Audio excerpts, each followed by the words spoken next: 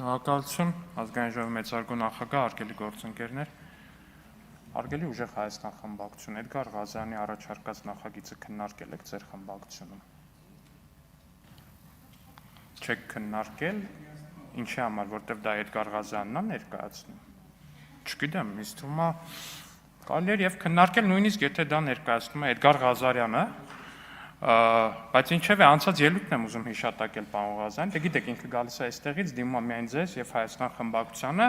ու ելույթի ընթացքում ասեց դատվելու եք ձեզ պետք է գալու Արամ Վարդևանյանի ծառայություններ, մեզ չի դիմում ինքը, ակնհայտորեն մեր հետ չի խոսում, ելույթի սկզբում ասեց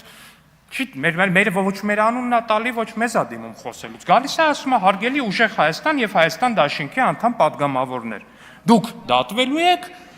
եւ Արամ Վարդևյանը ձեզ պետք է գալու։ Ուզում եմ ասել, պարոն Ղազարյանը ամենայն հավանականությամբ մեծ շանսեր ունի մարգարեանալու։ Տենց հատկություն իր մեջ նկատվում է առհասարակ։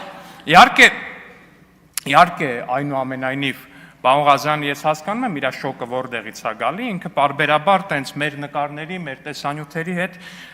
շատ մեծ բան ունի, փորձ ունի մեր նկարների, տեսանյութերի հետ տենց շփման երկար փորձ ունի, այսօր եկել է իր կուրքերին ու իր իդելներին որպես այդպեսին մոտիկից է տեսնում, հասկանում եմ հուզմունքը, բայց այնուամենայնիվ կոչ եմ անում, երբ որ ազգային ժողովի ամբիոնից եք խոսում, նախ առաջինը եկեք ներողություն խնդրեք հայ զինծառայողների մահը կամենալու համար։ Հարգելի ուժեղ Հայաստան խմբակցություն, այս խոսակցությունը չի փակվելու։ Ձեր շարքերում նստած է մարդ, ով որ կամեցել է ուղիղ տեքստով ասել է հայ զինծառայողների մահը։ Դա չի փակվում, դա չի անցնում գնում, դա չի վերանում։ Ինչքան դուք այս թեման չնկատելու տակ, դրանից այս թեման չի վերանալու, քանի դեռ այստեղ խմբակցության անունից ներողություն չեք խնդրել։ Շնորհակալություն։ Տիկին Ջուլհակյան, իսկ ձեր կարծիքով երբ որ падգամավորը ասում է ես ուզում եմ հայ զինվորը մեռնի։ Ես զարմանում եմ ինքս ինձ վրա որ այս հարցը տալիս եմ, բայց ամեն դեպքում եղել է այդպես դեպք Էթիկայի հանձնաժողովում քննարկելի երևույթ է դա, թե չէ, թե կարող ենք ասել, որ դե մարդու քաղաքական դիրքորոշումն է, ուզում է հայ զինվորը մեռնի։ Ինչ կարծիք եք։ Շնորհակալ եմ հարցի համար, պարոն Ռուբինյան, եթե ազգային ժողովի падգամավորը նման հայտարարություն անի, Էթիկայի հանձնաժողովը պետք է բնականաբար ստեղծվի, բայց ես կարծում եմ, որ դա հիմք է, որ ազգային ժողովի падգամավորը նման հայտարարություն է արել, իր մանդատը դնի, որովհետև իր երթման տեքստը ուղղակիորեն այն մասին է, որ մենք падգամավորը պետք է նպաստի հանրային համերաշխությանը, պետք է մարդու իրավունքների պաշտպանությամբ անպայմանորեն ինքը ջատագով լինի եւ նման հայտարարությունները որևէ падգամավորի կարծում եմ չեն բերում ոչ պատիվ, ոչ էլ որևէ հեղինակություն։ Շնորհակալություն։ Շնորհակալություն։ Իսկ չեք կարծում նաև, որ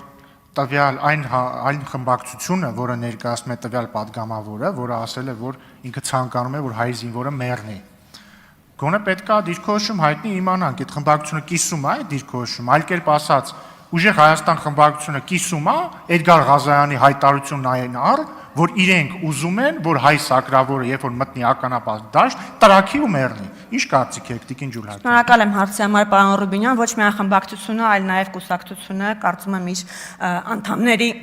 հետ կապված պետք է բավականին խիստ լինի, երբ խոսքը վերաբերում է վարքագծի կանոններին, եւ կարծում եմ, որ նման հայտարարություններն են նաև նման վարքագիծն են նաև բերում քաղաքական համակարգի, ոչ միայն ազգային ժողովի, այլ նաև ամբողջ քաղաքական համակարգի նկատմամբ անվստահության եւ կարծում եմ, որ քաղաքական համակարգի յուրաքանչյուր մասնակից, այսինքն առաջնահերթ կուսակցությունները իրենք պետք է շահագրգռված լինեն, որ բարևարք լինեն իրենց անդամները։ Եվ նաև այդ ցանկությամբ եւ այդ հավատամքով շարժվելով քաղաքացիական պայմանագիրը նախորդ տարի ընդունել է Էթիկայի կանոնագիրք կուսակցականների համար եւ մենք հույս ունենք, որ սա վարակիչ կդառնա մեր քաղաքական համակարգի նաեւ մյուս կուսակցությունների համար եւ իրենք նաեւ իրենց կուսակցականների վարքագծի համար կկրեն պատասխանատվություն։ Շնորհակալություն։ Հարգելի գործընկերներ, բոլոր հարգելի գործընկերներ, քանի որ Էթիկայի հանձնաժողովի հասն է քննարկվում եւ անդադ ձեր խմբակցությունից խոսում է Էդգար Ղազարյանը, ես ուղղակի մի հարց եմ ուզում ուղղել ձեր խմբակցության ղեկավարին, պարոն Կարապետյանին, կամ դուք կարող եք այդ հարցը վերահասցրավորել Էդգար Ղազարյանին, քանի որ Էդգար Ղազարյանը անդադ խոսում է էթիկայից, բարևարքությունից եւ այլ, խնդրում եմ ձեր խմբակցության անդամ Էդգար Ղազարյանին հնարավորություն տակ ամբիոնից պատմել Հայաստանի Հանրապետության քաղաքացիներին, ինչու ոչ նաև պատգամավորներին բոլոր, թե ինչպես անցավ իր վերջին դատական նիստը, ինչպիսի վճիռ կայացեց դատավորը, Սահմանադրական դատարանի դատավորներին վիրավորելու վերաբերյալ եւ արդյոք քրեական օրենսգրքի որ հոդվածով էր նախատեսված այդ վճիռը։ Ես կարող եմ դա ասել, բայց ես հարկ չեմ համարում ասել, որովհետեւ նա ձեր խմբակցության падգամավորն է եւ ձեր խմբակցության падգամավորն է քրեական օրենսգրքի 497 հոդվածի երկրորդ մասով մեղադրվել։ Կարծում եմ դուք դա կպատասխանեք կամ նախկին փաստաբան Արամ Վարդևանյանը։ Շնորհակալություն։ Շնորհակալություն, ազգային ժողովի մեծարգո նախագահ, հարգելի գործընկերներ, ես նորից սպասում էի, որ այս հարցի քննարկման ժամանակ գոնե ուժեղ Հայաստան խմբակցության անունից կհնչի ելույթ եւ կհնչի ներողություն հայ զինծառայողների մահը կամենալու համար, իրենց խմբակցության անդամի կողմից եւ կրկին չհնչեց։ Դրա փոխարեն նորից ելույթ ունեցավ Էդգար Ղազարյանը, ով այս անգամ արդեն ավելի հեռու գնաց, ասաց, որ մեր խմբակցության անդամների ինչ որ տեղափոխության հարցերով էր զբաղվում, փորձում էր զբաղվել առնվազն, պարոն Ղազարյան, դա լավ դաշտ չի։ Հավատացնում եմ ձեզ, եթե մենք սկսենք տեղափոխության հարցերով զբաղվել, շատ ավելի հետաքրքիր լուծումներ կգտնենք եւ շատ ավելի հետաքրքիր բաների կհանդենք վերջի վերջո, ու ընդհանրապես առհասարակ հաշվի առնելով նաեւ այն փաստը, որ դուք ինքներդ միջև падգամավոր դառնալը պնդում էիք, որ եթե ընդդիմությունը վերցնի մանդատներ, ապա 5 տարի շարունակ ենթարկվելու է ծաղրի եւ ծեծի իշխանության կողմից, հիմա ակնհայտորեն դրա հակադիր պատկերը տեսնելով, ամենայն հավանականությամբ այն վերջի աթոռում դուք կնստեք, որպես անկախ падգամավոր առանձնացած ձեր խմբակցությունից, պարոն Ղազարյան։ Բայց ինչևէ, այն առաջարկը, որ ուժեղ Հայաստան խմբակցությունը, առաջարկը չէ, սա պնդում է, հարգելի գործընկերներ, եւ սա իրապես պնդում է։ Եկեք ես մի այսպիսի բան եմ առաջարկում, մի այսպիսի բանաձև եմ առաջարկում, հա։ Իմ տպավորությամբ, անկեղծորեն ասած, Էդգար Ղազարյանը ընդդիմադիր քաղաքական դաշտի բանն է, բարոյականության կողմնացույցն է, այսպես։ Էդգար Ղազարյանը, եթե այստեղից գա ու ներողություն խնդրի իր ասածների համար, դա կընկալենք։ Եթե ուժեղ Հայաստան խմբակցության ղեկավարը կամ քարտուղար ներողություն խնդրեն իրենց խմբակցության անդամի փոխարեն, դա էլ կընկալենք։ Բայց քանի դեռ դա տեղի չի ունեցել, հարգելի գործընկերներ, ասում եմ խմբակցության Վարդևանյանը մեր մոտից է, նախագահությունից է, ձեր մոտից պետք է խնդրեմ։ Այդ արդեն չէ, չեղավ այդ, ժողովուրդ ջան։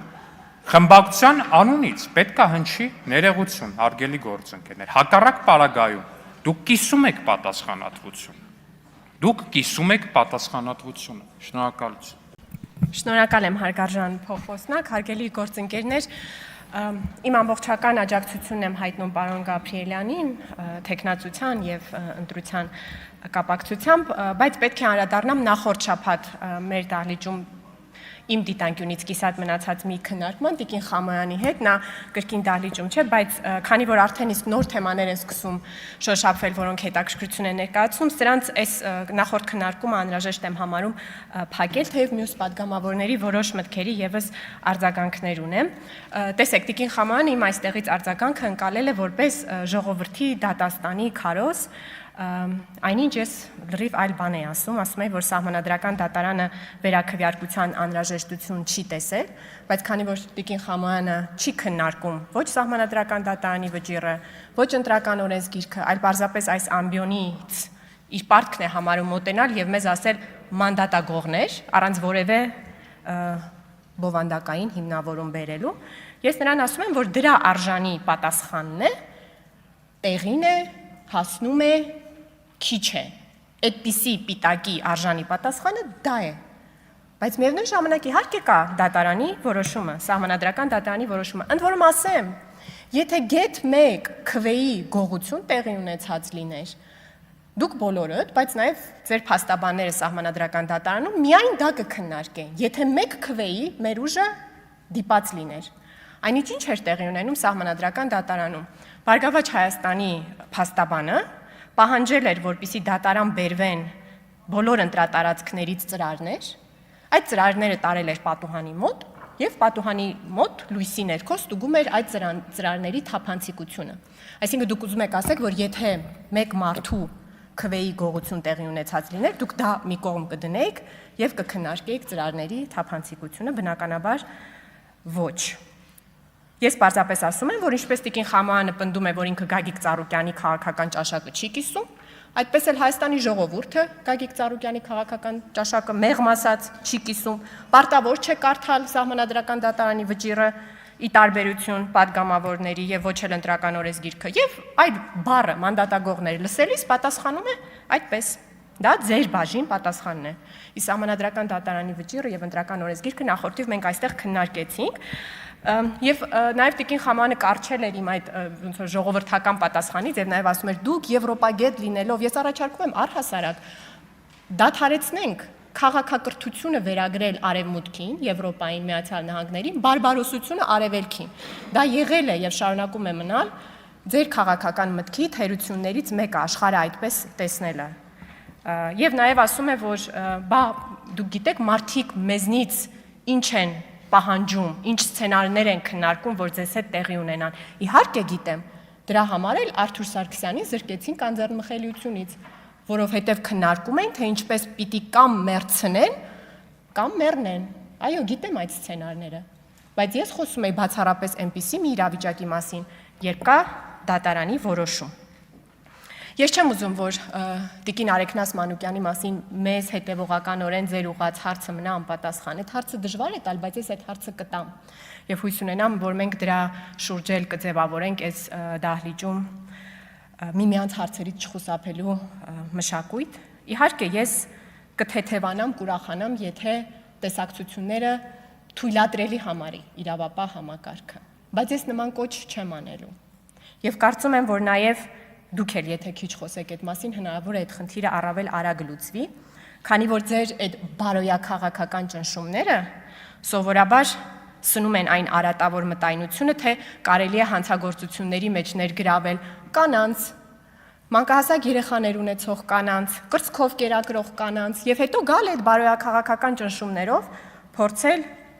շանտաժ անել եւ անպաշտպանություն ստեղծել։ Կանանց իրավունքները բոլորովին դրա մասին չեն, երբ ես խոսում եմ կանանց իրավունքների մասին, ես չեմ խոսում օրենքի առջև անհավասարության մասին, այլ խոսում եմ ի բնե, ի վերուստ կանանց տրված եւ օրենքով ամրագրված հավասարության մասին։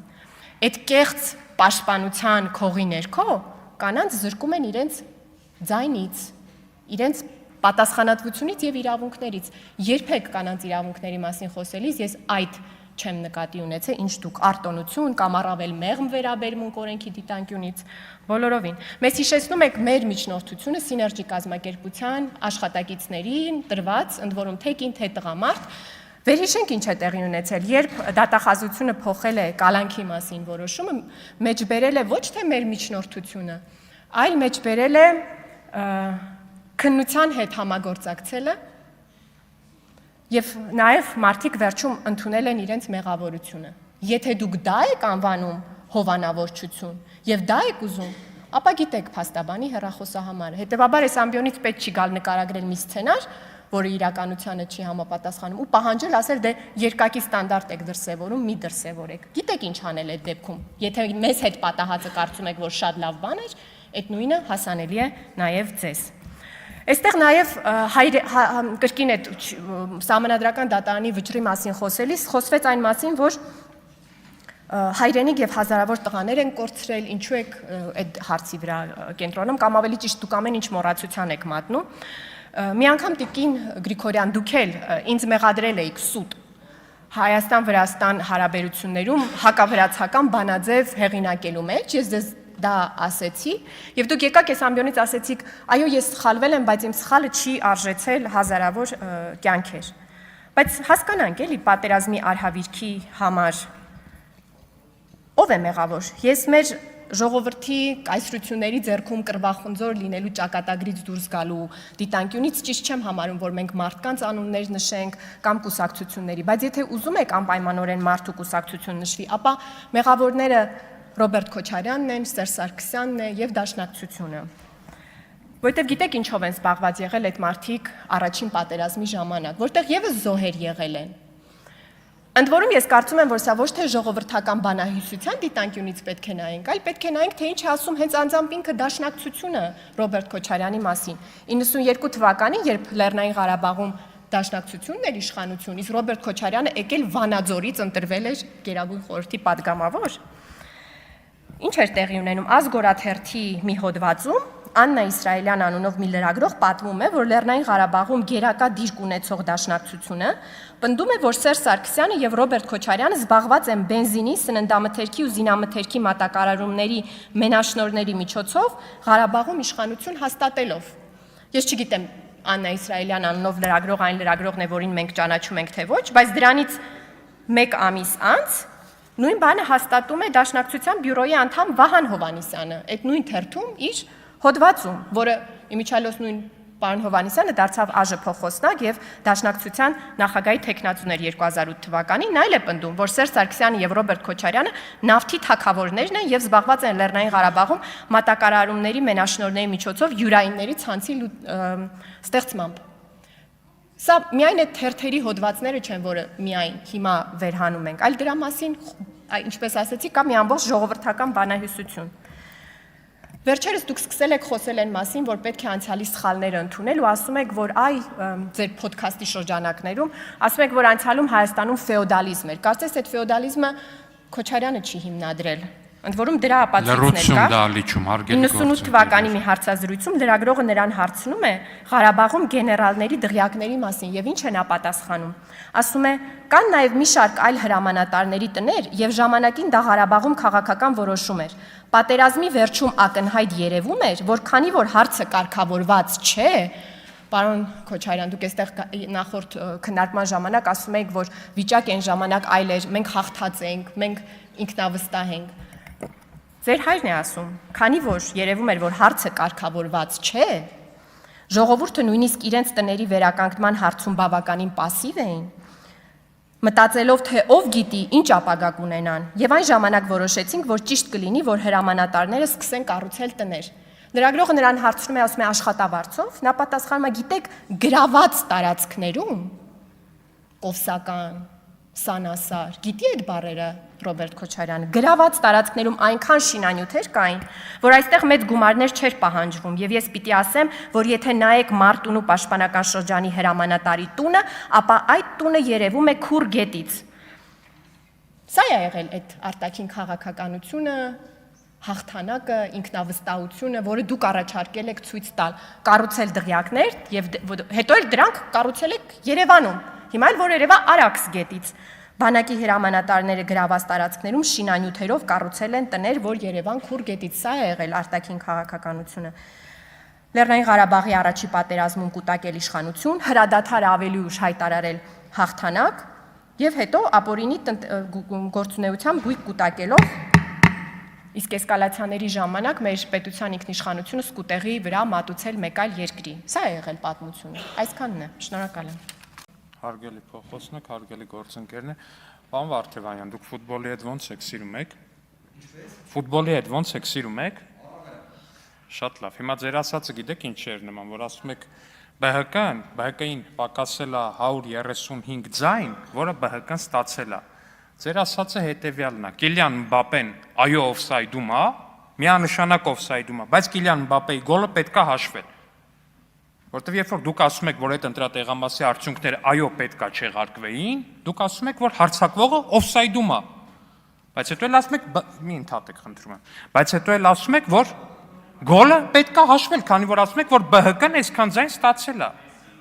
Օրինակ ես ի սկզբանե ասում եի, որ օֆսայդ չկա։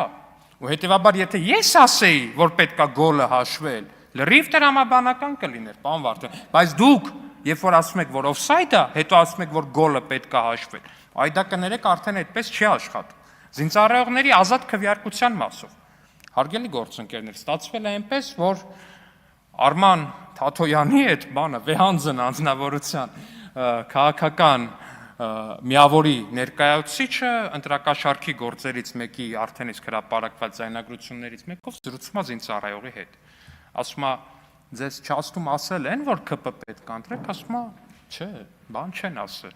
Ասում է, դե մենք քեզ այսքան փող կտանք ելով կա տղերքից բեր, բան, ման, այս կոմենկոմ կգաս կընտրես Թաթոյան Արման։ Վեհանձն, հիշում եք, չէ՞, ինչ էր ասում։ ԿՊ-ն վարչական ռեսուրս լացակումած մի sense դեմքի արտահայտությամբ ասում էր, որ ԿՊ-ն վարչական ռեսուրս է կիրառում, իր համար փող էին բաժանում զինվորներին։ Հասկանում եք, կա բան էլի, բարոյական անկած լինելու բան, տենց գրադացիա որպես այդպեսին։ Ընտրակաշարքը տանել մտցնելը զորամաս, զինվորների կամքը փողով գնելու փորձը, դա անբարոյականություն չի, դա անբարոյականության գերադրական աստիճան է, որտեվ մարդը, ով որ պաշտպանում է մեր հայրենիքի սահմանները, այդ մարդուն ասելը խիղճդ վաճառի։ Այդ մարդն ասելը ծախի խիղճդ, ծախի քո կամքը։ Ու հետո ակնկալել այդ մարդուց, որ այդ մարդը պետք է հայրենիք պաշտպանի։ Դա կատարյալ անբարոյականություն է, հարգելի գործընկերներ։ Ու հիմա այստեղ կանգնել ասել զինվորների քվեարկություն ասած, զինվորների քվեարկությունը, այո, ցավոք սրտի նմանատիպ միջադեպերով գուցեև որոշ դեպքերում չի եղել ազատ։ Առնվազն այդ ձայնագրությունը փաստում է, որ մեր մասով, բանակի ղեկավարության մասով եղել է բացարձակապես ազատ։ Ու նույնիսկ բանից պարզվում է այդ նաև այդ ձայնագրություններով, որ չափից դուրս ազատ, որ որոշակի մարդիկ կարողացել են ընտրակաշարքի տեսքով խլվել են զորամասերում, ինչը կատարելապես անթույլատրելի է։ Ու ես կարծում եմ մենք ընտրակաշարքի մասին քրեական հոդվածներում որոշակի փոփոխություններ պետք է կատարենք, գիտեք, որ մենք ծանրացրեցինք այդ հոդվածները, նաև ես եւ ազգային ժողովի նախագահ, մեր մյուս գործընկերները համահեղինակել են այդ հոդվածը։ Ես կարծում եմ այնտեղ պետք է լրացումներ, արդեն կետեր ավելացնել, մասնավորապես զինծառայողներին այդ թեմայի մեջ ներգրավելու մասով, որտեղ իմ կարծիքով սա չի կարող բան մնա։ Նաև ուժեղ Հայաստանի ներկայացուցիչների ենթադրյալ ընտրակաշարք բաժանելու դեպքերում էլ էլի լսվում էր այնտեղ ձայնագրություններում ներկայացված քննչական կոմիտեի, այնտեղ էլ կար։ Մեզ մարդիկ են պետք, որ կկարողանան մասնավորապես, եթե չեմ սխալվում, դուցի չաստի մասին էր, դուցի չաստումով կա, որ զինվորների մեջ կկարողանա 1000 ներողություն արտահայտության համար, եթե չեմ սխալվում, այդ գաղտնալցման մեջ ասում է դվիժենյան, եթե չեմ սխալվում, գուցե սխալվում եմ։ 1000 ներողություն, հարգելի գործընկերներ։ Հիմա գալ էստեղից խոսալ զինծառայողների քվեարկության մասին, չգիտեմ նորից եմ ասում, որքանով է ձեր շահերից բխում, հարգելի գործընկերներ։ Իմ կարծիքով չի բխում, բայց սա նորից իմ կարծիքն է։ Ասպեք շահագրգռվածություն ով ուներ, պարոն Վարդևանյան, ու հարց տանում եք իրավական դաշտ, ասում եք դե իրավաբանության մեջ ընդունված է, ով ունի շահագրգռվածություն։ Ով ունի շահագրգռվածություն։ Հիմա Մեսրոպ Մանուկյանը պատգամավոր չէր լինի, եթե ԲՀԿ-ն լիներ, ազգային ժողով։ Մեսրոպ Մանուկյանը ըստ ձեզ, ըստ չոր իրավաբանական տենց տեսության որպես այդպեսին ունի շահագրգռվածություն, թե չունի։ Այսինքն մոտիվ որպես այդպեսին պոտենցիալ ունի, թե չունի, իմ կարծիքով ունի։ Ուժեղ Հայաստան խմբակցությունը, որը ի դեպ ամենաակտիվն էր պնդում, որ այդ տեղամասերի արդյունքները պետքա չեղարկվեն։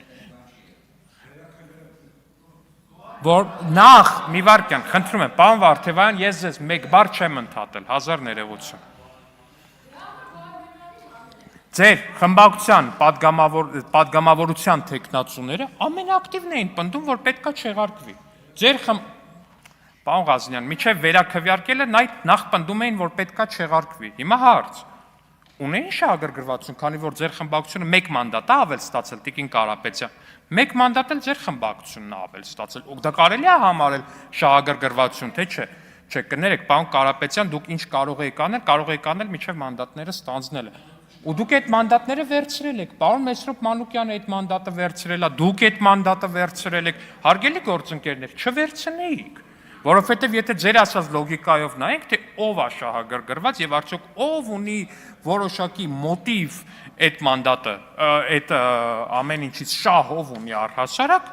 դուք, հարգելի գործընկերներ, ու նորից եմ ասում, հատկապես հաշվի առնելով այն փաստը, որ դուք ամենաակտիվն եք պնդում, որ այդ ընտրատեղամասերի արդյունքները պետքա չեղարկվեն, եւ ես, լինելով քաղաքացիական պայմանագիր կուսակցության վարչության փոխնախագահ, լինելով քաղաքացիական պայմանագիր կուսակցության շտաբի պետ շատ հարգարժան Մարթու Արայիկ Հարությունյանի տեղակալ,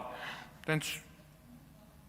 մեր ցուցակում էլի որոշակի տեղ զբաղեցնող մարդ պնդում էի, որ պետքա չչեղարկվեն, ու իդեպ դա անում էի գիշերը, ընտրության գիշերը, եւ դեռ այդ ամեն ինչը པարզ չէր, ԲՀԿ-ն կա, քանի ձենապակաս, ոնց է պակաս եւ այլն, դա այդ գիշերվանից անում էի ես։ Իմ տեսակետը չի փոխվել։ Ձեր տեսակետն է, որ փոխվել է։ Այսինքն ձեր մոտեցումները փոխվում են ձեր շահերով, իմը չի փոխվել, հարգելի գործընկերներ։ Դեն մեկ ստեղ էլ է, կայունությունը կարևոր բան է քաղաքականության մեջ։ Ինչևէ, այստեղ մեր մյուս գործընկերները խոսում են պաշտպանության հանձնաժողովից ու պաշտպանության հանձնաժողովի գործառույթներից, ես նախ պարոն Գաբրիելյանին բարի ընթացք եմ մաղթում, վստահ եմ, որ ինքը կհաջողի այդ հանձնաժողովում, որովհետև մենք նաև միասին ենք աշխատել, ես գիտեմ նաև պարոն Գաբրիելյանի նվիրումը առհասարակ ոլորտին ու նաև այստեղ առաջին օրերին եղավ պնդում, թե հիմնականում շատ մեծ նախագծերը բերում է կառավարությունը, այո, այդպես է, բայց գնում են նաև բացառություններ եւ մասնավորապես զենքի մասին օրենքի հսկայական փաթեթը պարոն Գաբրիելյանն է բերել ու դա շատ մեր մեծ փաթեթներից մեկն էր, որը բերվել է падգամավորների կողմից։ Բայց ընկերներ, գիտեք հարցը որն է։ Հասկանում եք, երբ որ մի բաներ, չէ, ընտրությունների գիշերը մի արտահայտություն եկավ Մեյդան, որը Մեյդան բառի համար կներեք, եկավ հրապարակ, որը ամբողջ քարոզարշավի ժամանակ չկար։ Միասնական ընդդիմությունը, օրինակ, այսինչ տեղամասում հաղթում է ԿՊ-ին։ Այդ արտահայտությունը ամբողջ քարոզարշավի ժամանակ չկար։ Ամբողջ քարոզարշավի ընթացքում դուք փորձում եք ցույց տալ, որ իրանց հետ կապ չունեք, նու որովհետև հասկանում ենք Ռոբերտ Քոչարյան, տոքսիկություն եւ այլն քաղաքական տոքսիկություն, էլի, անձնականի մասին չի խոսքը։ Ակնհայտ է, որ հա, բոլորը փորձում են դիստանցավորվել Ռոբերտ Քոչարյանից, բացի մեր ցուցակի նախկին 96-րդ համար Տիկին Աննա Գրիգորյանից, ինչի համար ցավում ենք, այնուամենայնիվ դե դուք չեք փորձում դիստանցավորվել Ռոբերտ Քոչարյանից, նրա խմբակցության ղեկավարն եք Տիկին Գրիգորյան, այդ նկատի ունեմ, ուրիշ բան հանկարծ չմտածեք, որ բանը քաղաքական առումով բոլորը փորձում են դիստանցավորվել, հա զարմացած բան արեցիք, ինձ թվում է զարմացած ժեստ եք անում, հա կներեք, օքեյ, շատ լավ։ Ինչևէ, հիմա այս ընտրության գիշերը եկավ այդ արտահայտությունը միասնական ընդդիմություն, հիմա հարգելի միասնական ընդդիմություն, չի կարելի, ինչ, հա դե ամեն դեպքում, միասնական ընդդիմություն, հարգելի միասնական ընդդիմություն, չի կարելի գալ այստեղ ու քննադատել սուերի գնումը ու միևնույն ժամանակ ասել, որ այ մյուս երկրները գնում են օդուժ, բա ժողովուրդ ջան, բա ինչ էիք ակնկալում, չի կարելի գալ այստեղ ասել այդ ոնց է, որ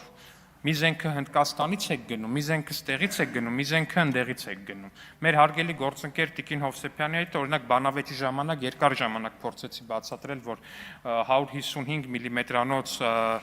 արկերի հետ կապված մենք այդքան էլ խնդրեմ չունենք առհասարակ, միջևը հայտնի էքսպոն եղավ Համալիրում ու դուք տեսաք, որ մենք Հայաստանում արտադրում ենք 155 մմ տրամաչափը Տիկին Հովսեփյան։ Բանավեճի ժամանակ ես դա դեռ չէի կարող արտասանել, բայց հուսով եմ գնացել եք այդ էքսպոին ինքներդ տեսել որ մենք արտադրում ենք 155 մմ հարգելի գործընկերներ։ Ու հետևաբար են բոլոր մտավախությունները, որ ՆԱՏՕ-ի ստանդարտով սնարյադները որտեղից ենք ճարելու, սաղ աշխարհում սովա, սաղ աշխարհում սովա, այդ սաղ աշխարհում սովը ի դեպ կարող է պարզվի, որ լավ է։ Այն առումով, որ մենք դա արտադրում ենք ու աշխարհում դրա կարիքը շատ կա։ Ոստեղից գուշակեք, ինչ երկու քայլանոց կոմբինացիա պետք է հետևի հարգելի գործընկերներ, էլի վերադառնալով ֆուտբոլին։ Ինչևէ, մեկ էլ բանը այստեղ Քիվեստի մասին է խոսք գնաց։ Ես կարծում եմ առհասարակ Հայաստան Դաշինքի կողմից Քիվեստ անունը բարձրաձայնելը լավագույն բանը չի, որ կարելի է անել, որտեղ ամեն անգամ մեզ հիշեցնել այն մասին, որ ձեր Դաշինքի առաջնորդը պատրաստվում էր մեղրին փոխանակել, լավ բանի չի տանելու։ Շնորհակալություն։ Ազգային ժողովի մեծ արգո նախագահ, հարգելի նախագահություն, հարգելի գործընկերներ, սիրելի հայրենակիցներ։ Նախ եւ առաջ ուզում եմ շնորհակալություն հայտնել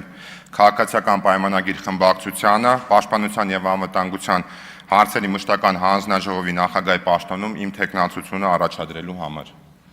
Պաշտպանության եւ անվտանգության հարցերի մշտական հանձնաժողովի գործունեությունը առնչվում է Հայաստանի Հանրապետության ինքնիշխանության պաշտպանությանը, պետական ինստիտուտների կայունության, քաղաքացիների անվտանգությանը եւ պետության ապագայի նկատմամբ վստահության ձևավորմանը։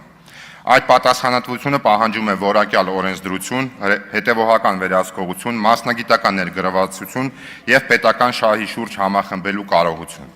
Անվտանգությունը պետության գոյության հիմնարար պայմանն է։ Առանց դրա հնարավոր չէ ապահովել կայուն զարգացում, տնտեսական առաջընթաց, ժողովրդագրական աճ, սոցիալական պաշտպանվածություն եւ ժողովրդարական ինստիտուտների բնականon գործունեություն։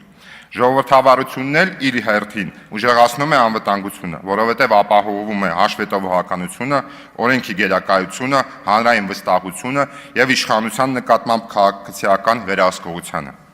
Ժամանակակից աշխարհում անվտանգության բովանդակությունը ընդլայնվել է։ Ռազմական սպառնալիքներն ու պետական սահմանների պաշտպանությունը շարունակում են մնալ առանցքային, սակայն պետության կայունությունը կախված է նաև կառավարման որակից, ներքին կարգից, տեխնոլոգիական զարգացումից, կիբերանվտանգությունից, տեղեկատվական դիմակայունությունից, ռազմաարդյունաբերական ներուժից, կրիտիկական ենթակառուցվածքների պաշտպանությունից, սոցիալական կայունությունից եւ հասարակության ընդհանուր պատրաստվածությունից ներողություն։ Իմ ընկալմամբ անվտանգությունը եւ պետության եւ հասարակության կարողությունն է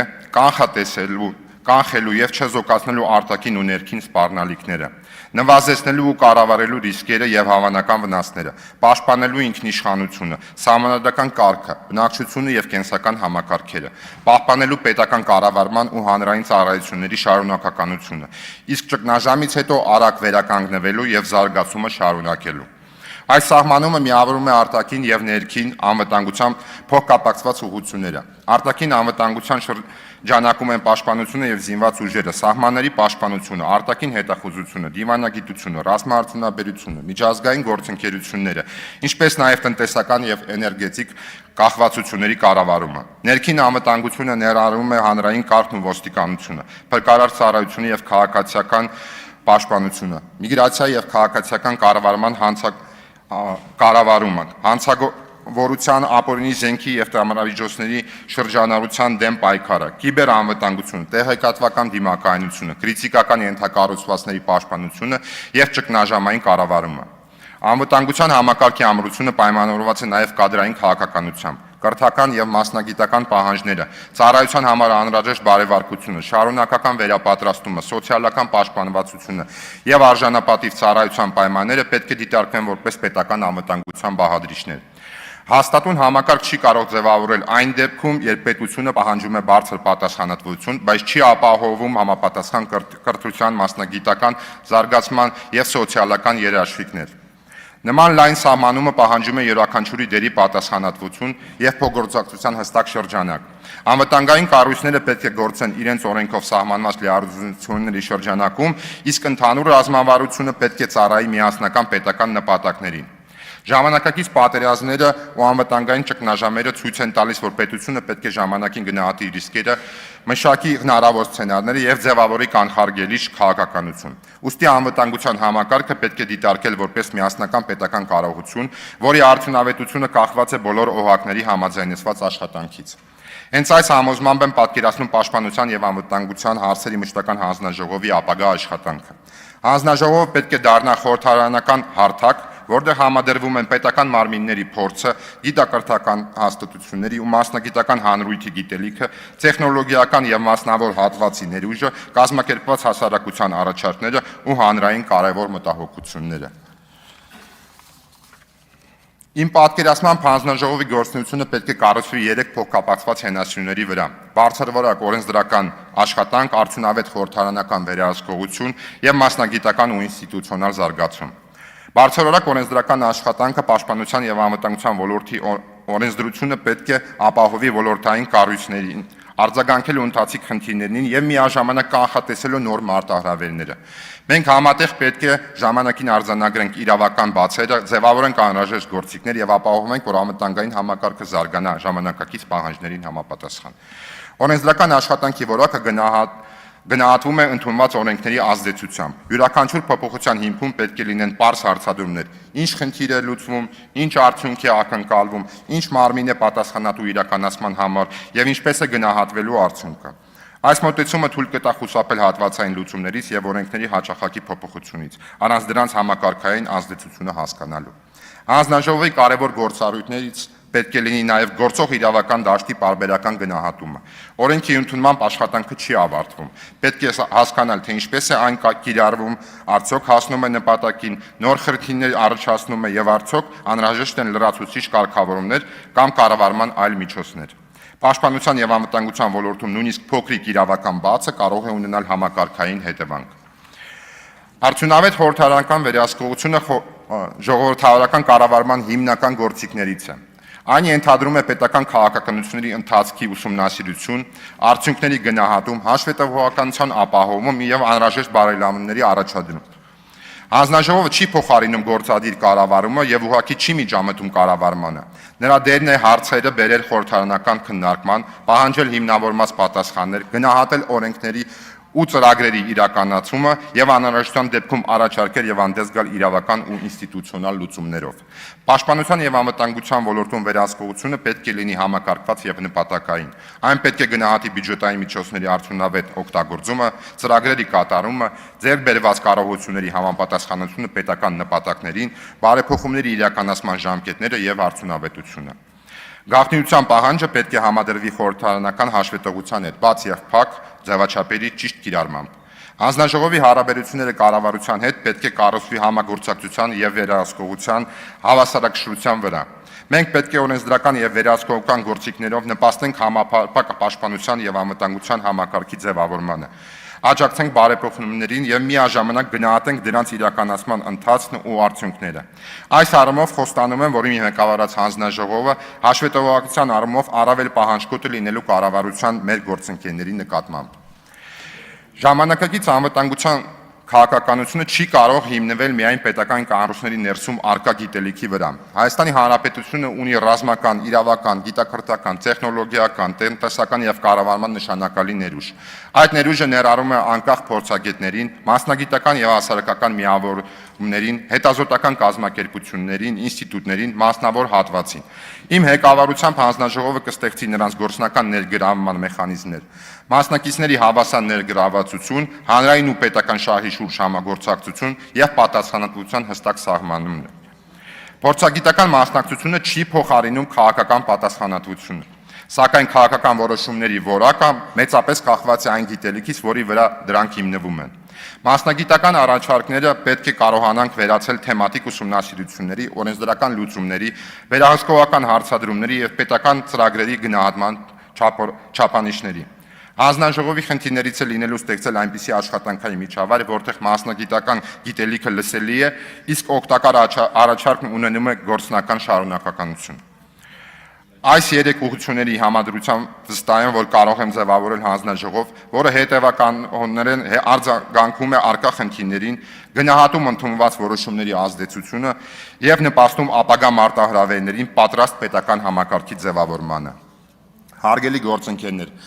անվտանգության արդյունավետ քաղաքականություն մշակելու համար պետք է ճիշտ հասկանալ այն միջավայրը, որտեղ գտնվում ենք այսօր։ Հայաստանի առջև կանգնած են տարբեր արտաքին ռիսկեր, հիբրիդային, տեղեկատվական ու կիբեր սպառնալիքներ, տնտեսական եւ էներգետիկ կախվածություններ, ժողովրդագրական ու միգրացիոն մարտահրավերներ։ Այս ռիսկերը փոխկապակցված են եւ կարող են միաժամանակ ազդել պետության կայունության վրա։ Սպառնալիքները դարձել են արագ փոփոխվող եւ բազմաշերտ։ Պետությունը կարող է ճնշման ենթարկել ռազմական գործողությունների, սահմանային լարվածության, կիբերհարձակման, ապատեղեկատվության, տնտեսական սահմանափակման, էներգետիկ խափանման, միգրացիոն ճգնաժամի կամ կարևոր ենթակառուցվածքների աշխատանքի խաթարման միջոցով։ Օգոստոսի 8-ի Վաշինգտոնյան հռչակագրով մենք խաղաղություն հաստատեցինք Ադրբեջանի հետ։ Խաղաղությունը նոր է, փխրուն է եւ կարիք ունի ավելի ամրապնդելու։ Խաղաղության ամրապնդմամբ մենք փորձում ենք հնարավորինս նվազեցնելու եւ զրոյացնելու ռազմական գործողությունների եւ սահմանային լարվածությունների ռիսկերը եւ մեծ աշխատանք ունենք անելու մնացած հարցերում։ Սակայն անհրաժեշտ է գնահատել ոչ միայն այն, ինչ տեղի ունենում այսօր, այլ նաեւ այս գործընթացները, որոնք կարող են ձևավորել վաղվա մարտահրավերները։ Այս համատեքստում կարևոր եմ համարում ռազմավարական կանխատեսման մշակույթի զարգացումը։ Այն ենթադրում է ուսումնասիրություններ, հնարավոր սցենարների մշակում, ռիսկերի վաղ բացահայտում, որոշումների տարբերակների գնահատում եւ պետական մարմինների պատրաստվածություն պարբերական ստուգում։ Հանձնաժողովը կարող է նպաստել այս մշակույթի ձևավորմանը, ապահովելով թեմատիկ վերլուծությունների, ռազմավարական ծրագրերի, չափելի նպատակների եւ գնահատման մեխանիզմների մասնագիտական քննարկումը։ Այդ թվում ըստ անհրաժեշտության բաց եւ փակ ձևաչափերով։ Ժամանակակից անվտանգության առանցքային ուղղություններից է տեխնոլոգիական զարգացումը, արհեստական բանականության, անօդաչու եւ ռոբոտացված համակարգերի, կիբերտեխնոլոգիաների, տվյալների անվտանգությունը, կապի եւ կառավարման ժամանակակից միջոցները փոխում են պատերազմի իրավապահ գործունեության եւ ճգնաժամային կառավարման տրամաբանությունը։ Հայաստանը պետք է հետևի միջազգային զարգացումներին եւ ձևավորի սեփական գիտական, ինժեներական ու արտադրական կարողություններ։ Այստեղ առանձնահատուկ նշանակություն ունի ռազմարտությունաբերության զարգացումը։ Այն միավորում է գիտությունը, տեխնոլոգիան, ինժեներական միտքը, կրթությունը, արտադրությունը եւ տնտեսությունը։ Ռազմարտությունաբերական ներուժը մեծացնում է պաշտպանության ինքնուրույնությունը, նպաստում մասնագիտական աշխատատեղերի ստեղծման եւ ընդլայնում տեխնոլոգիական զարգացման հնարավորությունները։ Այդ պատճառով պաշտպանության ոլորտի քննարկումները պետք է կապվեն կրթության, գիտության, արդյունաբերական քաղաքականության, պետական պատվերի փորձարկման եւ որակի վերահսկման հետ։ Կիբերանվտանգությունը ու տեղեկատվական դիմակայությունը եւս պետական անվտանգության հիմնական բաղադրիչներն են։ Պետության վրա կարելի է ազդեցություն գործադրել տեղեկատվական հոսքերի, նարատիվների, հոգեբանական ազդեցության գործիքների, տվյալների արտահոսքի եւ թվային ենթակառուցվածքների խաթարման միջոցով։ Միաժամանակ այդ քաղաքականությունը պետք է հիմնվի օրենքի գերակայության, անձնական տվյալների պաշտպանության, խոսքի ազատության եւ ժողովրդավարական վերահսկողության վրա։ Սոցիալական պաշտպանությունը նույնպես ավանդական նշանակություն ունի։ Անվտանգության համակարգում ծառայող անձանց արժանապատիվ արձակուրդությունը, առողջապահական ու բնակարանային երաշխիքները, ընտանիքների պաշտպանվածությունը, վերականգնման եւ վերապատրաստման հնարավորությունները նպաստում են համակարգի կայունության եւ մասնագիտական կադրերի պահպանմանը։ Նշված համատեքստում ցանկանում եմ հատուկ ընդգծել ազգային ժողովի համապատասխան մշտական հանձնաժողովների միջև ավելի սերտ փոխգործակցության եւ նրանց գործունեության փոխլրացման անհրաժեշտությունը։ Ազգային դիմակայունությունը պետության եւ հասարակության կարողությունն է դիմակայելու ճգնաժամերին, պահպանելու կենսական գործառույթները, արագ վերականգնվելու եւ շարունակելու զարգացումը։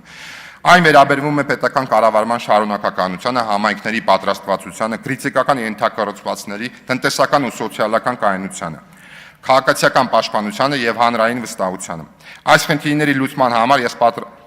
պարտավորվում եմ համախմբել պետական համակարգի, գիտակարդական ոլորտի, մասնավոր հատվածի, մասնագիտական միավորումների եւ կազմակերպված հասարակության ներուժը։ Պաշտպանության եւ անվտանգության հարցերի մշտական հանձնաժողովի առաջիկա առաքելություններից մեկը լինել է օրենսդրական ու վերահսկողական գործիքներով նպաստել համապարփակ պաշտպանության եւ անվտանգության համակարգի աստիճանական ձևավորմանը, բանակի կերպարափոխման, պայմանագրային ծառայության զարգացման եւ պետական դիմակայունության բարձրացմանը։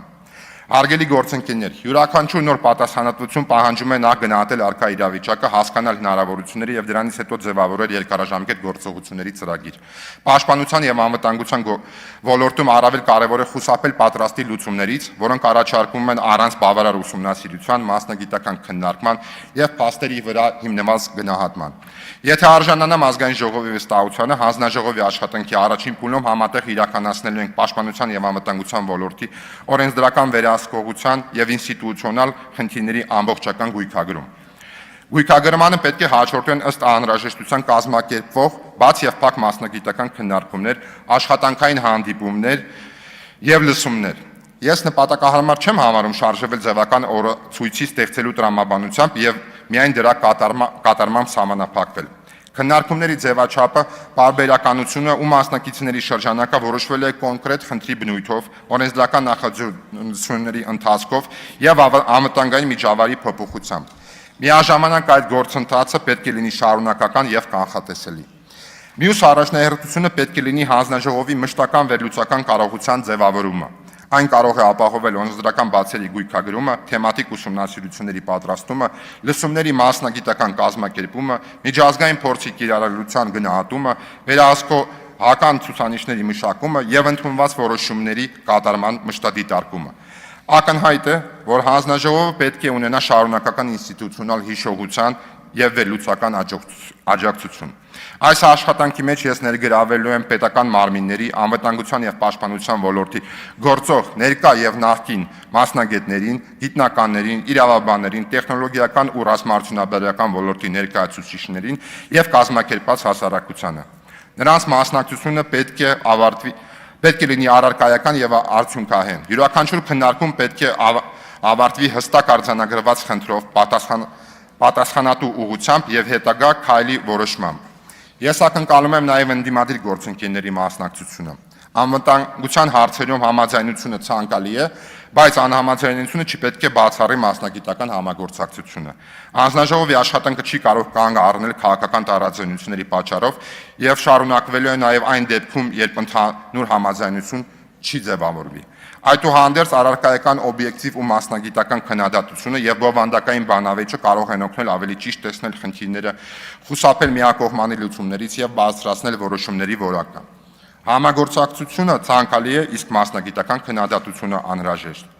Հանձնաժողովի արդյունավետությունը պետք է գնահատվի իրական արդյունքներով։ Կարևոր է հասկանալ, արդյոք ընդունված օրենքը լուծել է խնդիրը, վերահսկողական աշխատանքը նպաստել է պետական կառավարման բարելավմանը, մասնագիտական քննարկումը վերածվել է կիրառելի լուծման, իսկ պետական ծրագիրն ունեցել է չափելի արդյունք։ Հարգելի գործընկերներ, ամփոփելով ցանկանում եմ ընդգծել այն հիմնական համոզմունքը, որն ընկած է Պաշտպանության եւ անվտանգության հարցերի մշտական հանձնաժողովի վերաբերյալ իմ պատկերացումների հիմքում։ Անվտանգությունը պետության ընդհանուր կարողությունն է տեսնելու վտանգները, գնահատելու հնարավորությունները, ժամանակին որոշումներ ընդունելու, պաշտպանելու քաղաքացիներին ու կենսական համակարգերը եւ համախմբելու իր ներուժը պետական շահի շուրջ։ Պետությունները տարբերվում են իրենց ռեսուրսներով եւ դրանք կազմակերպելու կարողությամբ։ Հայաստանի համար հատկապես կարևոր է սահմանափակ հնարավորությունները վերացել համակարգված պետական կարողության։ Այդտեղ խորհրդարան ու Պաշտպանության եւ անվտանգության հարցերի մշտական հանձնաժողովը ունեն հստակ դեր՝ ապահովել որակյալ օրենքներ, գործուն վերահսկողություն, մասնագիտական քննարկում եւ քաղաքական պատասխանատվություն։ Իմ առաջնահերթությունը լինելու է ձևավորել աշխատանքային մշակույթ, որտեղ յուրաքանչյուր հարց ուսումնասիրվել է խորությամբ, յուրաքանչյուր որոշում հիմնավորվելու է գիտելիքով եւ փաստերով, յուրաքանչյուր նախաձեռնություն գնահատվելու է պետական շահի եւ իրական ազդեցության տեսանկյունից, յուրաքանչյուր վերահսկողական քայլ ուղղվելու է համակարգի ամրապնդմանը եւ պատասխանատվության հստակեցմանը։ Հանձնաժողովը պետք է օրենք ընդունող միամնից դառնա իրական վերահսկողության եւ անվտանգային քաղաքականության գնահատման կենտրոն։ Պետական ինստիտուտների ուժը ձևավորվում է օրենքներով, կառուցվածքներով եւ աշխատանքի մշակույթով։ Այդ մշակույթում մասնագիտական կարծիքը լսելի է, պատասխանատվությունը հստակ, տարբեր կարծիքների ազատ արտահայտումը պաշտպանված, իսկ պետական շահը գերակա։ Մեր երկիրը կանգնած է լուրջ մարտահրավերների առջև եւ միաժամանակ ունի մեծ հնարավորություններ։ Մենք ունենք փորձ, գիտելիք, մասնագետներ, պետական կառույցներ, կազմակերպված հասարակություն եւ սփյուռքի ներուժ։ Մեր խնդիրն է այդ հնարավորությունները ճիշտ կազմակերպել եւ վերացնել պետական կարողությանը։ Որպես հանձնաժողովի նախագահի թեկնածու գիտակցում եմ այս պատասխանատվության ամբողջ ծավալը։ Պաշտպանության եւ անվտանգության ոլորտում յուրաքանչյուր որոշում ունի քաղաքական եւ պետական նշանակություն։ Պատրաստ եմ ստանձնել այս պատասխանատվությունը, պահպանելով մասնագիտական մոտեցումը, բաց լինելով համագործակցության եւ առարկայական քննադատության համար, առաջնորդվելով Հայաստանի Հանրապետության եւ մեր ժողովրդի շահերով։ Փառք նահատակներին եւ կեցե Հայաստանի Հանրապետությունը։ Շնորհակալություն ուշադրության համար, եթե կան հարցեր, սիրով կպատասխանեմ։